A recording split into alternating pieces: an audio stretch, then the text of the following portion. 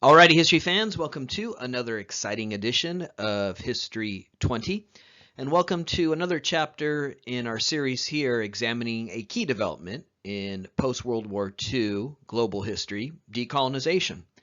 In our first lecture on that subject, we charted the very unique form of decolonization that takes place in China.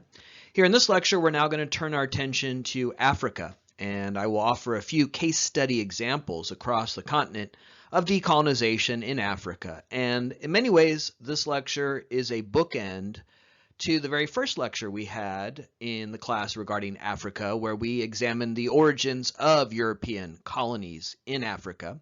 Here in this lecture, we're going to talk about how those empires end and how different parts of Africa experience decolonization, where new independent nations emerge, shaking off the yoke of European colonialism, but in many ways still deeply influenced by the legacies of European colonialism. One of the questions we will wrestle with in this period, in this class, regarding decolonization is how thorough decolonization truly is and whether or not you can truly decolonize.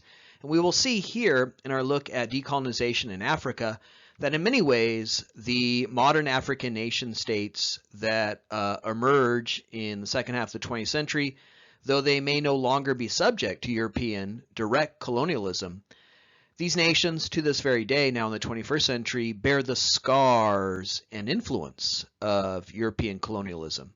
So rather than a bookend, maybe we could think of this as the next chapter in the story of modern Africa after our earlier lecture on the origins of European imperialism in Africa. All of this is a way of saying that we are, at this point in the class, examining comparative decolonization, different forms of decolonization. Decolonization is this key event in the late 20th century as empires established in the 19th and early 20th century end, and new modern independent nation states emerge in what was then described as the Third World: Africa, Asia, Latin America. And in this lecture, we're going to talk about how that plays out in Africa. We will offer 3 different case study examples of that process, and then reflect a little bit on this really key issue regarding decolonization, the thoroughness or completeness of decolonization, how truly decolonized these nations are as the 20th century ends. Algeria is the first of our case study examples of decolonization in Africa. The French colony of Algeria was established in the early 20th century as part of French efforts in Africa to establish a large empire. We talked in one of our very first lectures about the causes of European colonization in Africa, as there is this competition for control over that continent, as well as economic imperatives concerning extraction of raw materials, opening markets for industrial nations like France. So France established an empire in Africa, particularly in North Africa. The French were very active in that part of Africa, and Algeria was one of the colonies that they created in North Africa. And over time, within French Algeria, a very fractured, splintered society developed, a very stratified society. At the bottom of that society were poor, rural Muslim members of Algerian society. This was the vast majority of Algerians, local people of the Islamic faith, who were marginalized and excluded in many ways from French colonialism. Then there was a growing and developing middle class, and this developed as many local people, Algerians, were integrated into the French colonial system and state. The French were different than the British in their colonization of Africa. The British relied on indirect rule, so there weren't many Brits on the ground in the British colonies. Instead, they tended to rule through existing traditional power structures. They co-opted the traditional societies and ruled in that indirect fashion. French were much more invested in an intervention in their African colonies. They, instead of adopting, integrating traditional institutions of power, African, local forms of governance, they came in with a direct rule approach where the French wanted to sweep away local institutions and rule directly.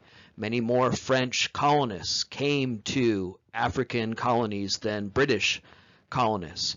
And the French were deeply dedicated to cultural imperialism, much more than the British. They wanted their colonial subjects to speak French, and so the French established many more schools in their African colonies than the British ever did. They're very invested in exporting their French language and culture, armed by social Darwinist ways of thinking, bigotry, seeing Africans as backward, uneducated. The French embraced this idea that we were there in a noblesse oblige way of extending what they saw as the superior French civilization and culture to these African people. And so as a result of that, the French established schools, a bureaucracy, many institutions in Algeria and in many of their colonies. And in order for that program to go forward, it meant teaching local people French. Many Catholic missionaries went to French colonies, not just in Africa, but in Asia, as we talked about earlier with Vietnam, and sought to convert people from Islam to Catholicism as part of, again, this cultural imperialism, this effort to impose French culture, including religion, on this group of people, local people in Algeria. And so through all these efforts, establishing schools, establishing Catholic churches, establishing a bureaucracy that integrated local people into the French efforts to govern their colonies, there developed a middle class of French-speaking Muslims. Not everyone converted. In fact, very few did, but some did. These were local people, Algerians, who were integrated into the French colonial system, either through education, employment, or governance. And it will be that group of people that will really emerge as the nationalists who will lead an effort to decolonize Algeria and establish Algeria as an independent state. So the first group, the vast majority of Algerians, poor, rural farmers, Muslims, local people who weren't integrated into these French institutions. Second group, this middle class of local people, Algerians, Muslims, although some did convert to Catholicism, who are educated, who are integrated into French institutions, who emerge as an Algerian middle class. They're Algerian by birth. Most of them are Muslims. They are not French. They are not French by birth. They are local people who are integrated in the fashion I just described, and they become the leading force in a nationalist movement that will lead to Algerian independence. Third group is the smallest in number. These are French citizens who do come to Algeria in the ways that I described earlier, where the French were much more likely than the Germans, the British, the Belgians, the other nations that colonized Africa. They were much more likely to send their people or encourage French citizens to go to these colonies to participate in this process of direct rule, cultural imperialism, as well, of course, as the economic draws that are luring French citizens to Algeria, who participate in the various industries established in line with those economic imperatives that drove French colonialism. They are known as the colons, and they're the wealthiest. They are the ones who control the resources, control wealth. They are, in terms of wealth and power, the top echelon of the stratified society. Colonialism fractures societies. Colonialism divides people. It has to in order to work. You pit different groups against each other. I've mentioned this in previous lectures. The last thing that colonists want is a strong, unified group of local people, because that strong, unified group of local people can overthrow the outsider, the colonizer. So the French, like the British and the Americans and many other colonizers, come in and they fracture the traditional existing society. They reward some and punish others. They reward a few who are loyal and integrated into their colonial regime, and they isolate, marginalize, and punish others. And so the French Algerian colonial society was a stratified society, very consistent with patterns of colonialism. This is how colonialism disrupts existing societies. by, again, imposing the imperatives of the colonizer upon the local society. The French want to extract resources. The French want to profit from their colonization of Algeria and all their colonies. They want to impose upon local people their belief system, their language, their culture, and it leads to this stratification, this fractured Algerian society. A lot of poor people who are not integrated into the French colonial regime, who are landless peasants or subsistence farmers. Then there's the middle class, the local people who are integrated into the French colonial mission, and then there are the French colonizers who arrive from France and appropriate power in the ways that we have described. Now, after World War II, France weakened after the consequences of 2 world wars.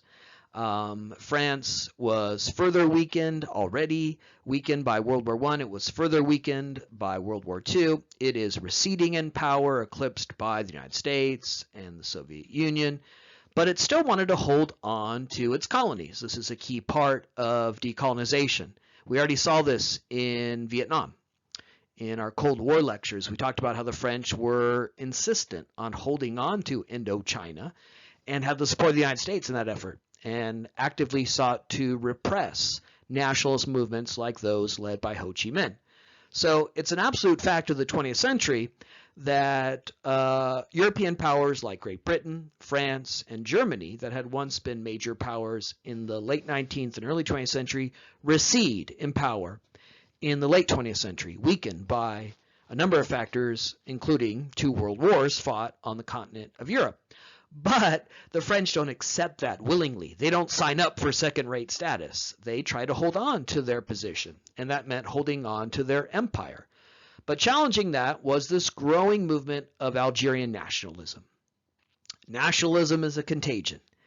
It spreads in the 19th and early 20th century. It's thwarted in Africa, Asia, Latin America by European and American efforts to colonize and conquer those people in the ways that, again, we described in one of our very first lectures.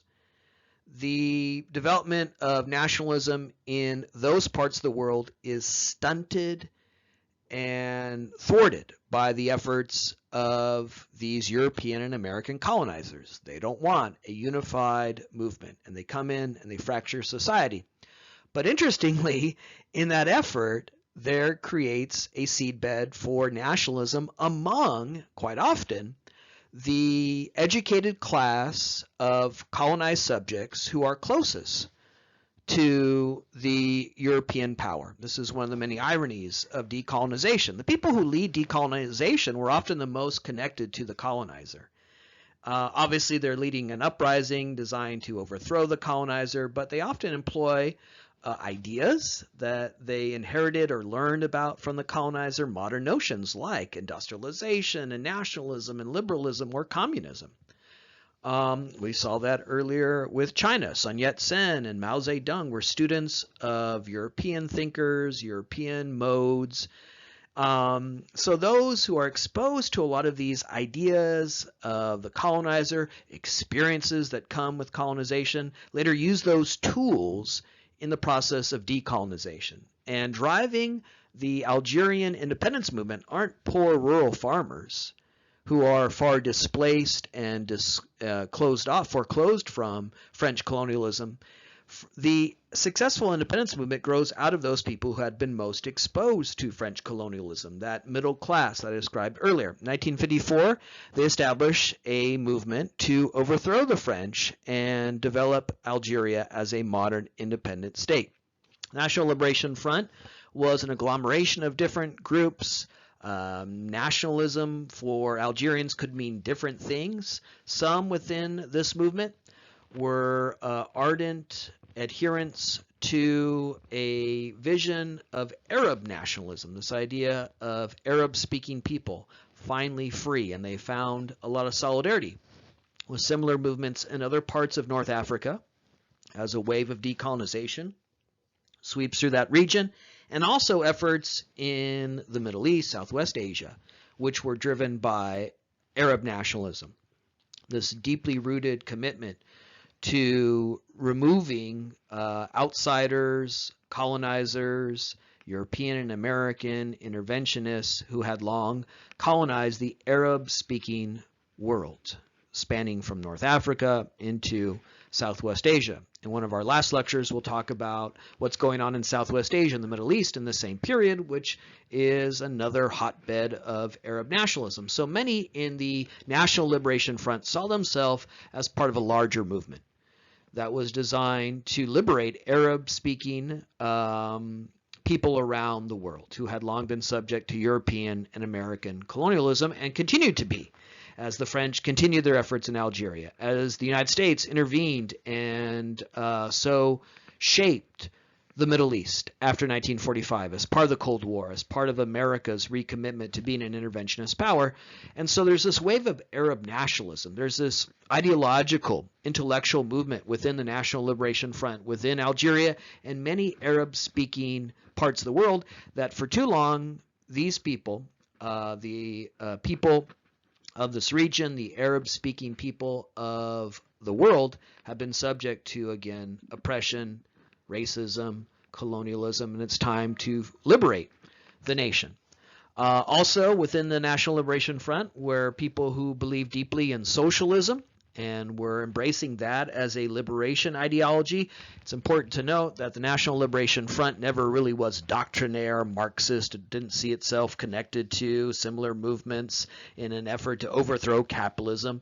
Socialism here was really a nationalist movement, much like it was in Vietnam, a way of articulating objections to capitalism and French colonialism.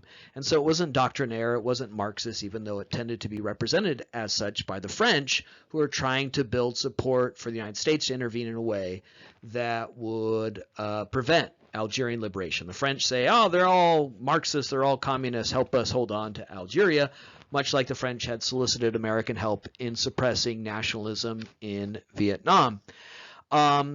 Also, as part of the National Liberation Front, were people who objected to French cultural imperialism in terms of their campaign to convert local people to Catholicism.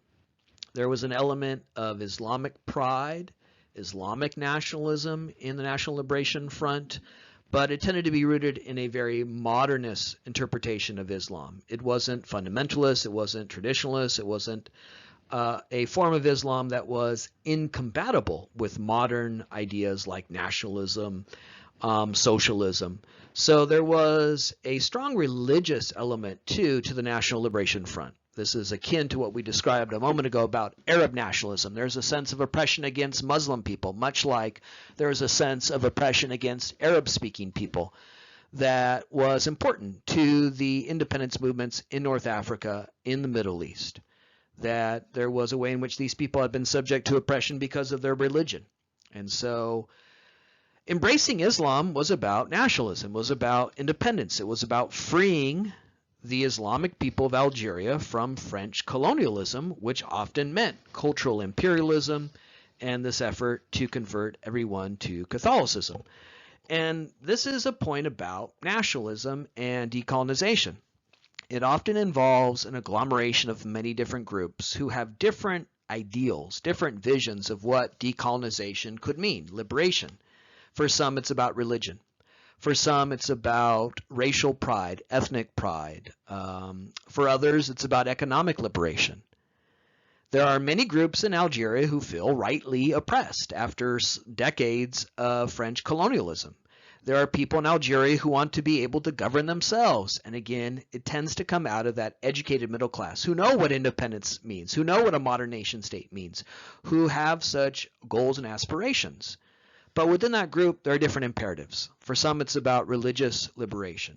For some, it's about purging Algeria of cultural imperialism. For some, it's about true economic and political independence. And so you get this agglomeration of groups, all of whom are dedicated to freeing Algeria of French intervention. A key figure in the decolonization of Algeria, a key intellectual figure in this larger process of decolonization that's sweeping through Africa, Asia, Latin America, and a key intellectual figure in the 20th and now 21st century, Franz Fanon. We introduce him here as really illustrative of the dynamics of decolonization. Franz Fanon would go on to be one of the leading thinkers in anti-colonialism, in a broad movement that spanned Africa, Asia, Latin America, dedicated to liberating the colonized, conquered people of the world. Fanon was born in Martinique, an island in the Caribbean that had long been colonized by the French going back to the 17th century. Martinique was part of the French Empire going back to really the origins of French colonialism in the Americas. In this class, as we focus on the 20th century, we talked about the French Empire in Asia and Africa, but of course the French had an empire in the Americas going back to the 17th century, including parts of the Caribbean and including parts of North America. They colonized parts of what would later be the United States, and that is visible to us, even as it also is very invisible to the people who remain uncurious about this. But it is really visible to us because the name of a French king is right there on the map of the United States. One of our states is named after a French king, Louisiana. There are many cities in the United States that bear French names because they were once part of the French Empire. When you learn your state capitals in grade school, you may have wondered, why does Iowa have this funky state capital name with all these S's I don't pronounce? Des Moines. Well, that's because it was founded by the French. So the French colonized the Americas well before they colonized Africa and Asia. And Martinique was a French colony going back to the 17th century. Franz Fanon was born in Martinique, which actually still remains an overseas territory of the French to this day. So much for decolonization. Unfortunately, there are many parts of the world that still remain subject to colonialism. Martinique was and remains a French possession, certainly was in 1925 when Franz Fanon was born into the colonial society in Martinique. And during World War II, he saw the complicity of the French in Martinique with the Nazis. When the Nazis take over France as part of their blitzkrieg operations that we described in our lectures on World War II, they in many ways installed themselves in positions of power as part of the French Empire. And if you've ever seen the film Casablanca, you get a flavor of that with the Nazis there in that part of North Africa, conquering that part of the French Empire. But in Martinique, there weren't any Nazis on the ground in Martinique. Instead, the French become loyal to the Germans who have occupied France. They become complicit. This was a big part of the French experience in World War II. Many French officials collaborated with the Nazis. They said, well, Germany's here to stay. I guess it's the end of French sovereignty, and so we're going to cast our lot with the Germans, much like many in China cast their lot with Japan when Japan colonized China during World War II. And these French officers in Martinique were complicit with the Nazis. They were collaborators with the Nazi government in France, and they abused local people in Martinique, including Franz Fanon and his family. Abused them in the most bare way I can mean that, physically, sexually. So Franz Fanon was born into a part of the French Empire, meaning he inherited this experience of being conquered, colonized, denied independence and freedom. And then as a young man coming of age in World War II, he experienced that very directly. He saw the racist abuse of these French officers who were complicit with the Nazis abusing the local population. He experienced directly the bigotry, the racism that went along with French colonialism. And then Fanon fought in World War II as part of an effort to liberate the parts of the world, the French Empire, that had been conquered by the Nazis. He went to North Africa. He fought in the liberation of those French colonies against the Nazis. And then he experienced further racism. He saw that the Europeans, the French colons, the French citizens who were living in North Africa, when they were liberated by black troops, Franz Fanon, the descendant of African slaves born in Martinique, was black. But he noticed that when soldiers like him under the banner of the French, born into the French Empire, liberating French colonies in Africa. When he liberated white people in these colonies, they didn't respect him. They did not acknowledge him as their liberator. In fact, they often were more comfortable dealing with the Nazis, the German occupiers, rather than the French liberators like Franz Fanon, who happened to be African, who happened to be black. And so here I come as the liberator. I'm putting my life on the line to save you from the Nazis, and you seem to like the Nazis better because I'm black. And so it was another lesson in racism. Bigotry is another lesson in that the problem for colonized and conquered people isn't the people themselves, as colonialism will tell you. You're backward, you're uncivilized, you need us superior Europeans. That's the message of colonialism. That's social Darwinism. That's racism. Fanon said, no, what's wrong is you people here colonizing us, that you are racist, and you are so racist that you fail to celebrate people who liberate you from the Nazis because their skin is black. And so Fanon had another lesson in the pernicious elements and aspects of French colonialism, another lesson in the brutalities of racism when he served in this effort liberating French colonies in World War II. Then after World War II, he studied in France and pursued a doctorate degree in psychology. And this is another key element of Fanon's biography and his role as an anti-colonialist thinker. But it's also another example of a theme we have seen in the study of nationalism in this class, that nationalists often gain knowledge by leaving the nation that they are born into. This is very common with nationalism, that nationalism is often forged and developed outside the nation. It's ironic, but people are often most keenly aware of their nationalism when they're outside their nation of birth. And many of the key nationalists we examine in the 20th century really sharpened their commitment to nationalism while being abroad. That's the case we've already seen with Sun Yat-sen.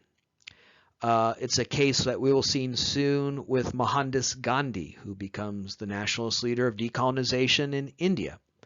It's the case with Jose Rizal, who is the national hero of the Philippines and whose death was really important in sparking a Filipino independence movement, first against Spain and then later against the United States. He traveled in Spain. He was educated in the finest universities in Spain, but he was subject to racism there and never treated as an equal. What happens is that for Fanon and many of these other figures, when they leave their nation, they learn new things. They're exposed to modernity, independence, liberalism in some cases, communism in others, and that influences their nationalism. One way in which the study abroad dynamic influences nationalism is that these scholars, these learned people, these intellectuals learn new ideas, and they bring them back to their nations in a cause of liberation. But another factor is that while they're abroad, while they're in the mother country of their empire, when they're in France, Spain, the United States, they are treated not as equals, not as intellectuals, thoughtful people who are here at this university, Oxford, wherever it may be. They are treated as interlopers, as people who don't belong here. They're constantly asked, who are you? Where are you from? And they're subject to racism and bigotry. In Fanon's studies, in his pursuit of a doctorate degree, he was always treated as inferior. His studies weren't treated the same way as white scholars at these universities. His advisors, his professors, always treated him as inferior. And what this reinforced to Fanon and many other nationalists is that they'll never be treated as equal. It doesn't matter how smart you are. It doesn't matter how hard you work. It doesn't matter if you gain admission to a lofty university like Oxford. All people will see is the color of your skin, and they'll treat you as inferior. So this again exposes the racism that undergirds colonialism and the lie of colonialism. Colonialism was often predicated on this idea, we're here to help, we're here to educate you, we're going to bring you into modernity, and then you'll be able to be free and independent. Nonsense. It's not the way it worked for people like Fanon, who followed that script, who learned French, who went to French universities, who aspired to the highest degrees possible in those universities, and yet his professors treated him as inferior. Why? It doesn't matter how hard you work or how educated you are. All that people see is the color of your skin. You'll never be treated as an equal by the French in France, and so your only hope for true freedom, independence, self-determination is your own nation. So when people study abroad, they learn new ideas, they bring them home. But they also learn that they will never be truly free and independent unless they are in their own nations. And those nations are free of the bigotry and racism of colonialism. That was Fanon's further experience with racism, colonialism, another way in which he became so deeply committed to liberation. A liberation that can only come in your own nation. You'll never be treated equal in Europe. You'll never be treated equal in America. And a true liberation that means these racists who have come and colonized Algeria, Martinique, India, the Philippines, China, have to go. And so Fanon became committed to decolonization. As a psychologist, he was particularly interested in the way in which colonialism has a psychological effect. And in his master works, including The Wretched of the Earth, which is represented here, he makes this argument that in order to be truly free, colonized people not only have to purge their nation of these colonizers, decolonize their nations, decolonize the physical state, the physical boundaries of the nation. The French got to go. The Americans got to go. The British have to go. You have to decolonize your mind. Because he said the effects of colonialism are not just measured in terms of local economies, local societies, and local political systems. He argues that the effects of colonialism are actually in the minds of the colonized. They've been told they're inferior. They've been told that their culture, their language, their religion is inferior. The colonizers, the French, the British, the Germans, the Japanese, the Americans, all of these groups that we've talked about in this class that go around the world, conquer people, impose their will on others, they introduce into the psyche and minds, Fanon argues, this idea of inferiority. And so what has to happen is you have to purge your nation not just of the physical presence of the colonizer, but you have to purge your mind of the effects of the colonizer. And for Fanon, that meant revolutionary violence. He argues in The Wretched of the Earth that the only way to decolonize completely, not just your state, but your mind, is through a catharsis. A catharsis that he argued comes from revolutionary violence. He argues in The Wretched of the Earth that if decolonization is a peaceful process, and we're going to talk about some examples of that, decolonization doesn't always take place through civil war and wars of national liberation. There are some examples where European powers say, we're going to leave without that brutality. It's rare, but it does happen. And of course, there's always that brutality that predates that. The colonizing and the administration of a colonial society is inherently violent, but sometimes decolonization ends voluntarily, where European powers leave without brutality and one last effort to hold on to their empire.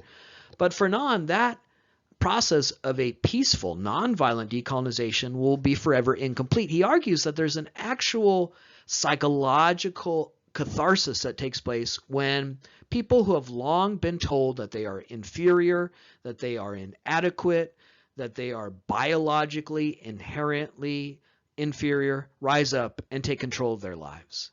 That violence, revolutionary violence, has this cathartic element to it that makes for true independence. For too long, we've been told that we are lesser, inferior.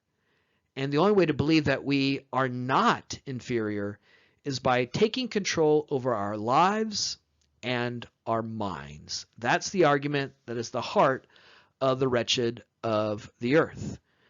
That people who had long been subject to violence can only be decolonized and free of that violence through a violent overthrowing of their oppressors. That people have long been dehumanized. There's that element that also, sadly, is a thread, a theme in this class, dehumanization.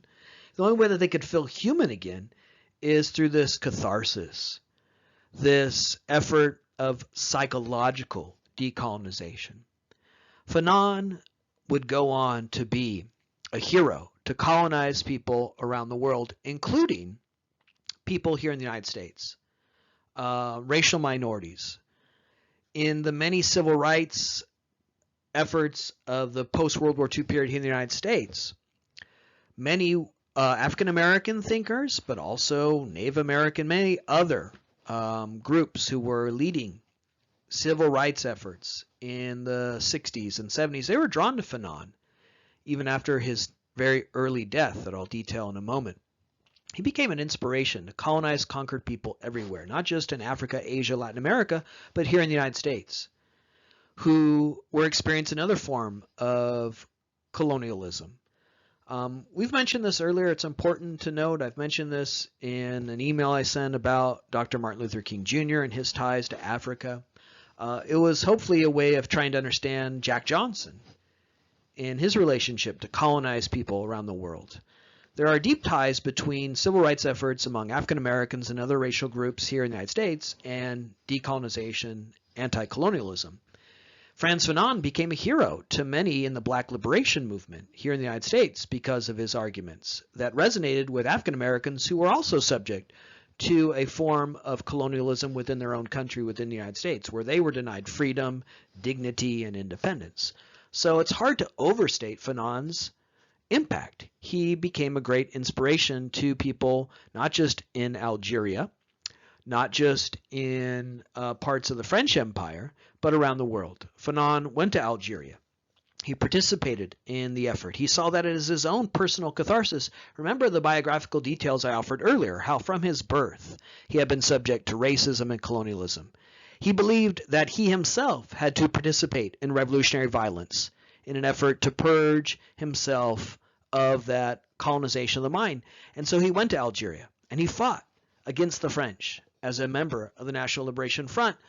But he inspired people far away from Algeria, including African Americans, who were deeply influenced by his works, Black Skin, White Mass, and this masterwork, The Wretched of the Earth. He died at a very young age in 1961, but as I said, his legacy continues to this day, and Fanon, as controversial as his point of view is, as complicated as his point of view is, I invite you to read The Wretched of the Earth. It is one of the most important books published in the latter half of the 20th century. It's not easy reading. It's not something you're going to, casually make your way through. It's very challenging, very complicated, and of course very controversial. But again, it's hard to overstate the impact of Fanon. So Fanon is vital to the story here in our case study of Algerian independence because he participated in that. He was fighting in the National Liberation Front. He was committed to its goals. He did not speak Arabic. He was not a Muslim, but he saw in solidarity a connection to the National Liberation Front, and he went and fought in that effort. But moreover, he offered a way of thinking that was very illustrative, very inspiring to colonize people around the world. And so he is a key intellectual figure in the story of 20th century decolonization. All right, let's now complete our look at Algerian independence. Let's tell the story of how Algeria is eventually able to indeed emerge independent and end French colonial rule in that nation. As I've mentioned a few times, in 1954, there's an armed effort against the French, the National Liberation Front, which launches a campaign against the French. The French are able, in the first phase of this revolutionary war, this independence effort, to suppress the National Liberation Front when it remains confined to urban areas. The National Liberation Front sought to liberate Algeria, and it originated in educated elites in urban areas, that nationalist class. And while the independence movement is still confined to that group, it was pretty easy for the French, with an effort calling in the French army, to suppress this effort. But what happens is that the revolution spreads to people in rural areas, and it grows and becomes larger. And this is really why the independence effort will eventually be successful. And it's also illustrative of a key dynamic of decolonization. If it remains exclusively the class of a small group of elites, it's not likely to work. You need the weight of numbers. You need a movement, a mass movement. We saw that in China, where Mao Zedong offers something to the peasant class with his promise of land reform, with his promise of finally creating a greater economic opportunity for people who have long been foreclosed, denied that economic opportunity. And so a mass movement swelled. And that's what happens in Algeria here. The urban elites were able to really build a connection with the large, poor, rural Muslim population, in part because of the elements of Islam in the National Liberation Front, how they summoned up a religious pride, a religious message to their movement against the French colonizers who were committed to Catholicism. It's a brutal fight, and there's a lot of violence involved in the French efforts in Algeria. The French are not willing to give up their empire. They're not willing to cede their control of Algeria, much like they were unwilling to cede their control of parts of Southeast Asia.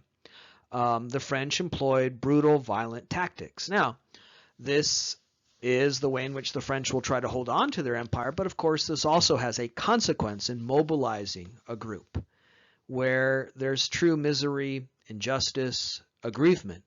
When the French try to tighten the screws and use coercive measures, it means people are dying, and that inspires people to fight against this.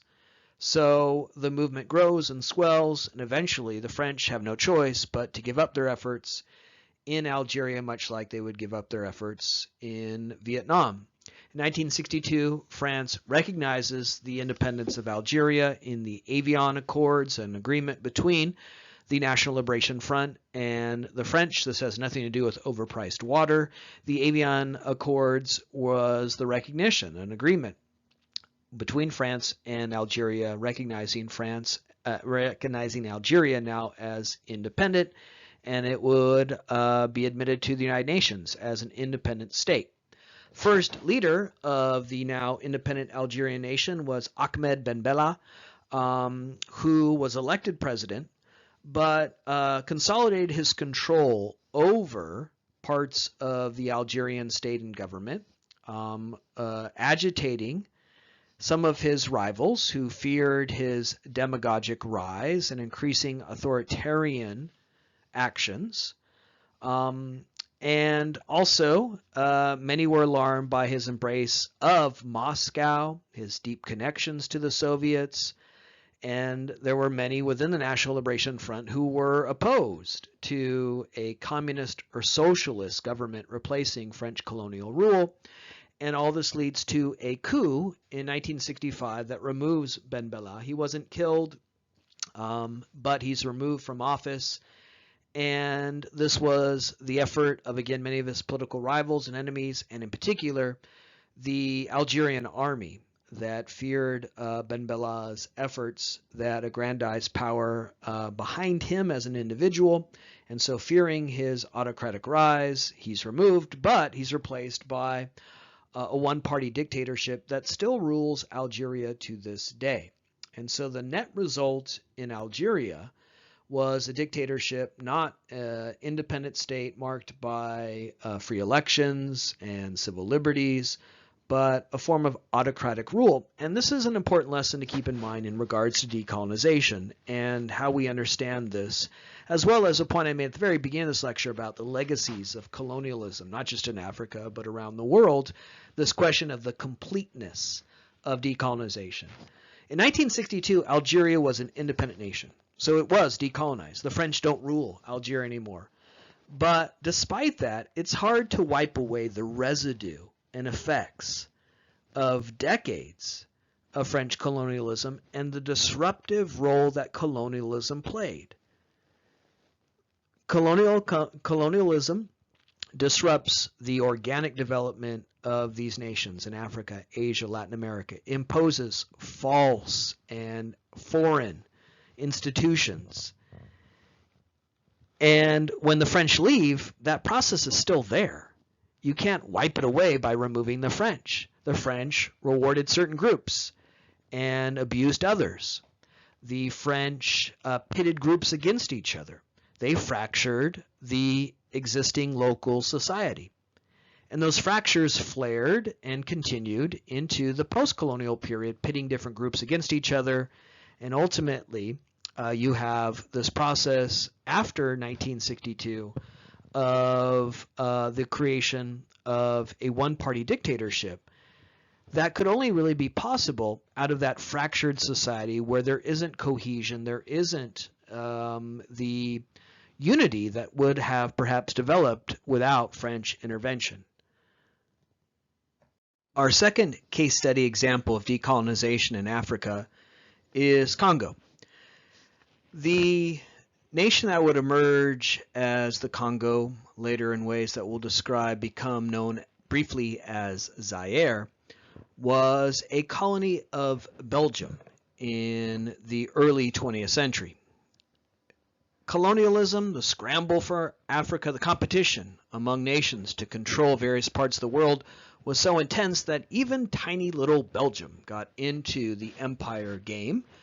In the late 19th, early 20th century, Belgium, along with France, Great Britain, Germany, other European nations, participated in this effort to colonize Africa, and Belgium established an empire in what will eventually become known as the nation of Congo after decolonization.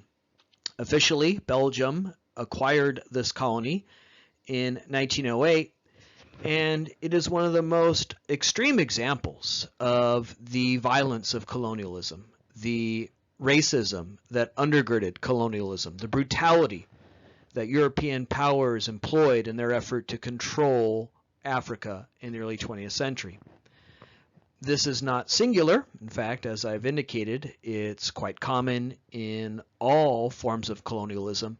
But the Belgian rule in the Congo was particularly violent, brutal, groups pitted against each other, use of coercive power to terrorize the local population. The way in which Europeans were able to command parts of Africa was usually through, again, means like this, direct employment of violence and terrorism, pitting groups against each other, as well as co-opting existing structures of power.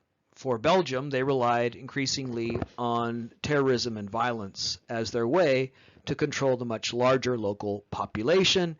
And in many ways, this was almost a form of enslavement where the Congolese people were forced to labor in part for Belgian industries and Belgian efforts in this region.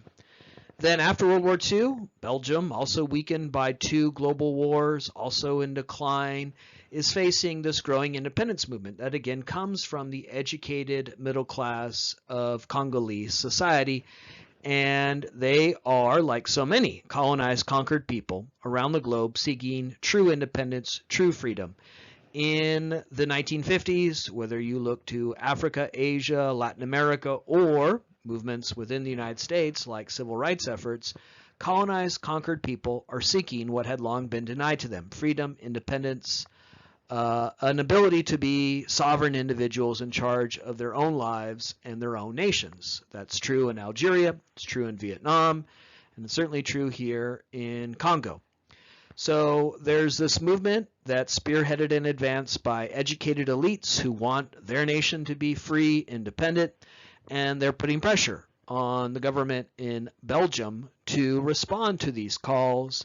Ultimately, they're frustrated at how slow Belgium is to respond. Belgium is slow to respond, one, because it doesn't want to lose this power, this prestige, recognize itself as, again, a second-class power, and also the most important element that explained the very slow pace of decolonization, not just in the Congo, but particularly here, racism.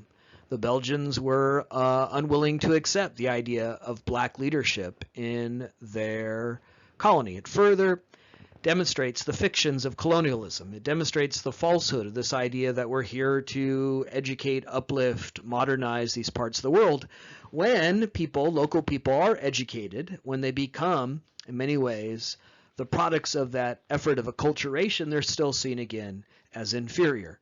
The educated elite in Congo are just as educated as the most educated class in Belgium, in the mother country. But because they remain black, they are still seen as unfit to rule. So it's a very deliberate, dogged, and difficult effort by this educated class to win this concession that will see Belgium finally give up its colony, finally accept that it isn't a great global power and lose the prestige and, of course, wealth and benefits that come from colonizing this part of Africa, and most importantly, recognize that black people in Africa deserve a chance to govern themselves. And so it takes a very long and difficult effort. The man behind this was Patrice Lumumba, who is the nationalist leader of this movement in Congo. In 1958, he founded a group made up of educated elites to advance this effort, put pressure on Belgium towards independence. The group is abbreviated here as MNC. It was a French term, roughly translates again as the National Congress of an Independent Congo, and it's led by Lumumba. And eventually in 1960, Belgium is willing to concede, and so Congo becomes an independent state. Lumumba would become the first president of the independent Congo, and he allied himself with the Soviet Union. This brings in another key element of decolonization. Remember, decolonization does not take place in a vacuum. When these nations emerge as independent after World War II, they emerge as such in the context of the Cold War and precisely the containment era of the Cold War, where every nation is seen in this very black and white Manichaean way as either siding with the Soviet Union or the United States. It was very difficult for independent nations to carve out a third way, a middle ground. Many independent nations attempted to do so, but there's such intense pressure by the two major superpowers to side with one or the other. And remember, particularly through the lens of containment, the United States saw any rejection of alliance with the United States as necessarily siding with communism. Manichaean, absolute, black and white, you're either with us or against us. That was the lens of containment. That's how America saw the world. And so it's very difficult for independent nations to indeed be independent. They had to choose sides. There was intense pressure from both sides. There are all sorts of interventionist efforts ranging from the Peace Corps to aid to intervention by the CIA and covert operations that really made these independent nations captive to this Cold War scheme. And Lumumba cleaved towards the Soviet Union and actively sought alliance with the Soviet Union, sought aid for his nascent nation as it emerged out of decades of ruinous, terrible, brutal colonialism. He, though, became a target of members of the Congolese government, other nationalists who were opposed to communism. And eventually, Lumumba is executed in a coup, and Joseph Mobutu would take a dictatorial control of Congo, renaming the nation Zaire in the early 1970s, and ruling the Congo as an autocrat, as a dictator, well into the late 20th century. Mobutu was anti-communist. He was opposed to communism. He cultivated alliance with the United States. He had a close relationship with Richard Nixon and other American presidents. A great deal of American aid poured into Zaire and into the personal coffers and wealth of Mobutu and his family. He cultivated close alliances with American business active in then Zaire, and of course profited from that relationship. So again, it's the shadow, it's the context of the Cold War that's clear here. Because Lumumba was associated with the Soviet Union, he agitated anti-communist sentiment within Congo, and that led to the rise of Mobutu, who was an anti-communist dictator who took control of Congo. And so this is another way of thinking about the incompleteness of decolonization. Because Congolese independence plays out in the Cold War, because internal politics in Congo were not only polluted and corrupted by decades of Belgian colonialism, but also the government was so framed and influenced by American and Soviet intervention, there was never a true independence for Congo. Their government was always either influenced by Belgian colonialism, the legacies of Belgian colonialism, or the active intervention of Cold War imperatives and the Soviet Union and American rivalry. So the Congo, or as it was known for some time, Zaire, this story of decolonization is one that also speaks to the legacies of colonialism and the way in which colonialism and decolonization play out in certain contexts, namely the Cold War, that prevented a true independence for Congo and its people. All right, the third and final case study of decolonization in Africa in this lecture, Nigeria. Nigeria was a colony of Great Britain, and it follows the model of British colonialism that I've talked about. Earlier in the lecture, I noted that the British colonized Africa in a very different fashion than the French. The French preferred direct rule. They were much more committed to an interventionist role. They were much more the French were much more committed to cultural imperialism, converting people to Catholicism, educating them in French language and French culture. The British preferred indirect rule, where rather than sending in a lot of forces, overwhelming local institutions, the British simply co-opted local institutions. They ruled in this indirect fashion where they created alliances with local leaders, traditional leaders in traditional societies that allowed those leaders, chieftains, to hold on to their positions of power and prestige if they agreed to ally with the British and allow the British to control this region, develop the region, allowed British companies to extract resources. So the British ruled through indirect rule in their colonies in Africa. This precluded the need for lots of boots on the ground.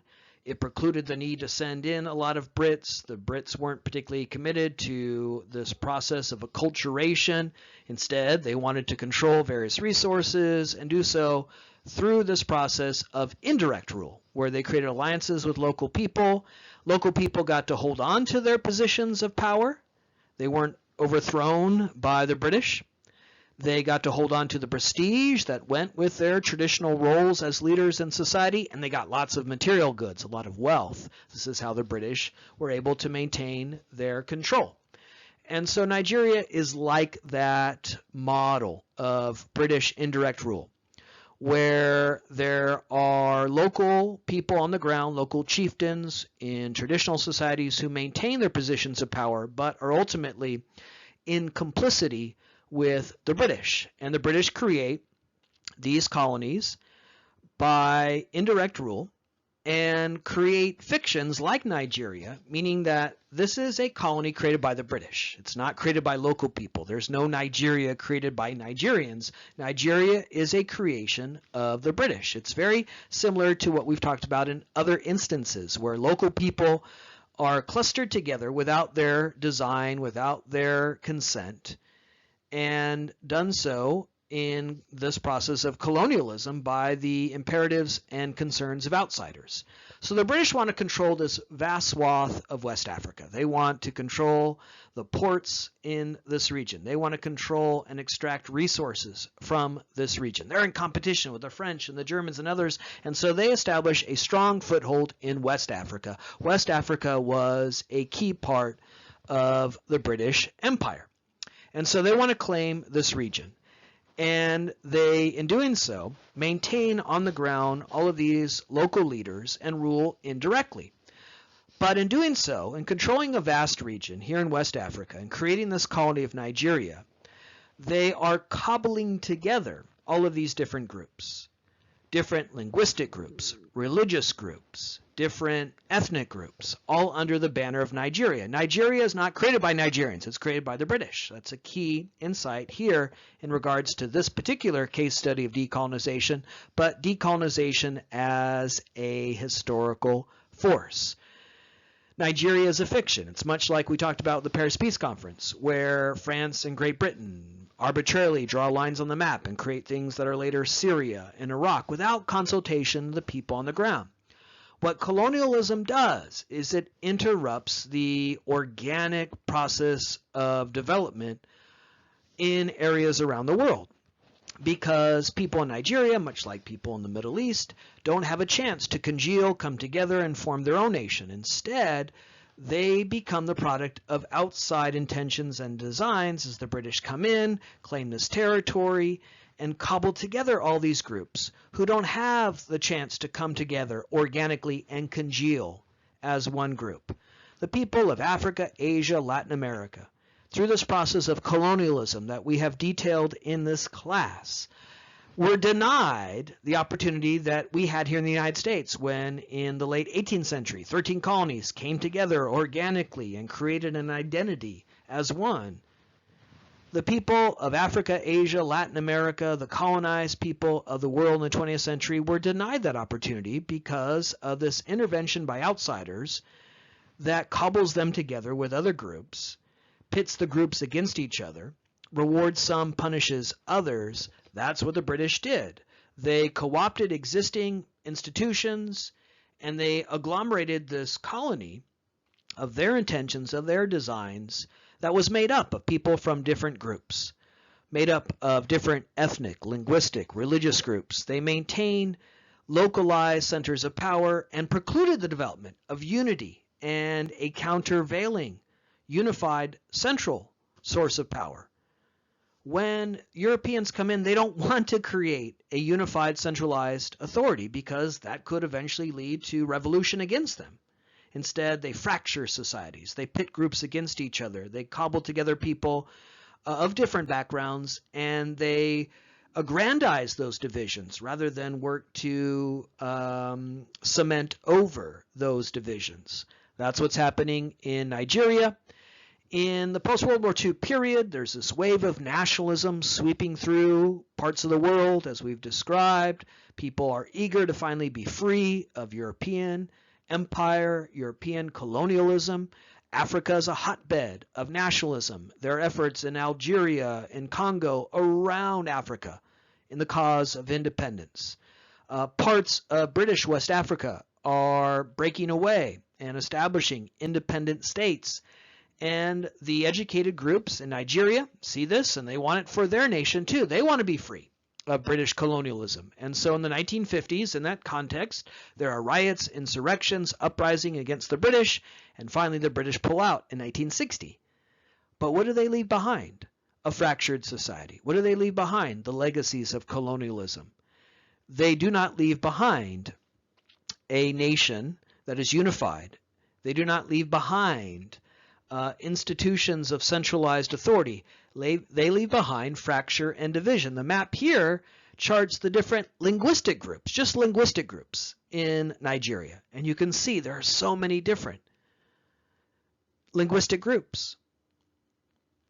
On top of that, you have different ethnic groups, religious groups. So it's a fractured society, a society that was deliberately fractured by the British, a society that was deliberately pitted against each other, and a society that never had a chance to, on its own, of its own will, organically come together and form its own nation. And so, after the British leave and say, you figure it out, basically, right? The British come in and impose this upon you, and then leave abruptly without any way of keeping together the society. When the British leave, it leads to civil war. In the 1960s, there was an effort by the Igbos group in Nigeria to break away and form a separate nation, and the only way to hold this all together was through a heavy-handed dictatorship. And so eventually Nigeria devolves into dictatorship, led by a military leader. Go on.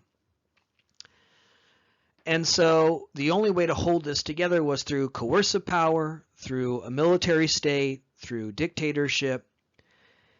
And at this point, you've now seen that as a pattern, that all of these different case studies led to dictatorships.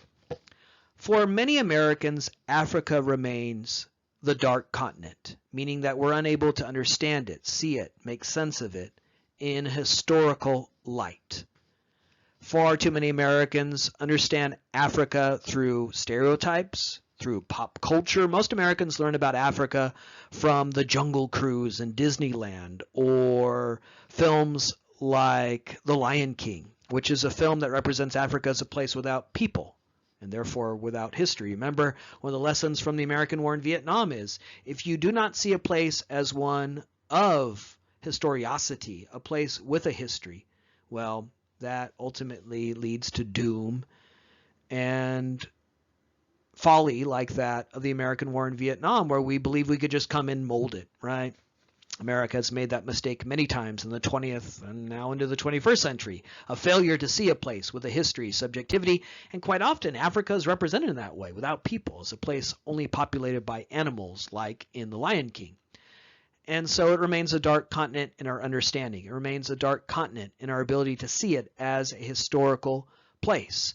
Furthermore, many Americans often see Africa through a racist, stereotypical lens. Oh, that place is always one of poverty, strife, civil war. Oh, that's a place that seems to only be governable through dictatorships.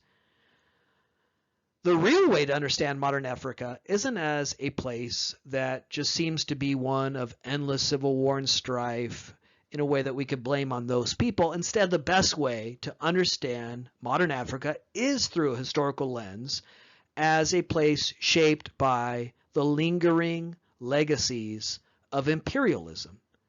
The reason why dictatorships often develop in Africa isn't because, well, that's the only way to govern that part of the world.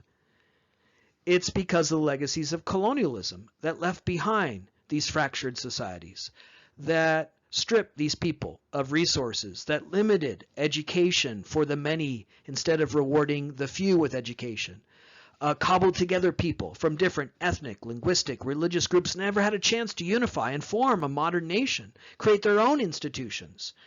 Instead, you get these fractured societies, you get groups pitted against each other, you get a limited development economically and politically. Anathema to colonialism is going in and creating a strong form of government, because that could later lead to revolution against the colonizer. And so Great Britain leaves, France leaves, Belgium leaves behind these fractured societies that often devolve into dictatorship, the only way to hold together places like Nigeria. It's one of the tragic elements of colonialism.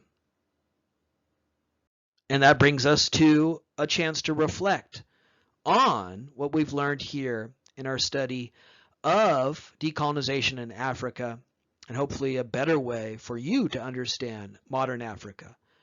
The way in which these revolutions often lead to dictatorships, because not of the will of the people there within Africa, but because of impositions from the outside, whether it is colonialism, the after effects and legacies of colonialism, or after World War II, the intervention of outsiders in the framework of the Cold War.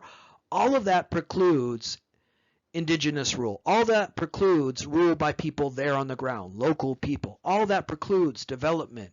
All that precludes the process by which these nations can be truly, fully decolonized, independent, able to form their own nations. Instead, modern Africa is in many ways the legatee of colonialism. That when Europeans leave, they leave behind their own institutions. They leave behind legacies of, again, fracture and underdevelopment. And that's why often this results in dictatorships. So hopefully one of the lessons to take away from this lecture is, one, decolonization is incomplete. And two, the problems in modern Africa are not the product of the people there. Again, that's an often stereotypical racist way in which we see these parts of the world. Oh, they'll forever be chaotic. Oh, those people can't govern themselves. Oh, it's all about religion. It's all about religious differences. There's nothing you can do about it. Bullshit. The reason why Africa, in some parts of Africa, remain underdeveloped, the reason why poverty and illiteracy remains a problem in certain parts of this world, the reason why so many of these states are dictatorships, isn't because of local people, it's because of Europeans and Americans who have intervened in the way that we've described. Imperialism remains a disaster. It wasn't just a disaster in the pre-World War II period, it remains a disaster for Africans, where their local economies were destroyed and disrupted by the imperatives of outsiders who prized export crops and extracted resources without local wealth development. Instead, the wealth went back to people in Brussels, in London, in Paris, in New York. And so they're exploited, their local economies are disrupted, they're rewarded for following pursuits that are in the interest of the colonizer. And again, that meant underdevelopment and in many ways a disrupted economy. Though, as we talked about in our first lecture on imperialism in Africa, the message of this was uplift. We're here to help. We're here to civilize, educate. We're going to teach you English and French and modernity and constitutionality. That's not what happens, because that's not what colonialism was about. Colonialism was about economic exploitation. It was about power. And so these European powers don't come in and establish an education system, a political system, because that's anathema to colonialism. That could lead to backlash, uprisings. They don't fulfill that civilizing mission, even though that itself was a racist way of thinking of this part of the world. They don't establish that because it's so anathema to the goal. So they don't leave behind a tradition of political authority, constitutionality, of development, of education. And so they leave in the 50s and 60s, and there's very little development. In fact, as we've learned here, there's an active effort to undermine such development. So Africa receives the worst of European efforts. They receive exploitation without development. They receive economic appropriation without political and educational development. They become subject, like Fanon talked about, to dehumanization, racism, some of which becomes internalized by people who have long been told, you're less than human, you're less than civilized. They distort local cultures. They pit people against each other. They create boundaries, they create borders, they create factions that don't really exist without the colonizer, that aren't endogenous, that aren't organic. To make sense of modern Africa today, you have to understand it through this historic story, this historiosity, this historical legacy. Do not be tempted by the lazy way of thinking that often prevails regarding these parts of the world, that they are forever to be chaotic, they are forever to be zones of civil war, that chalk this up to the religious differences in these parts of the world. Nonsense. History has consequence. Actions have consequence. And the consequences of European colonialism, American intervention in the Cold War, are visible in modern Africa today.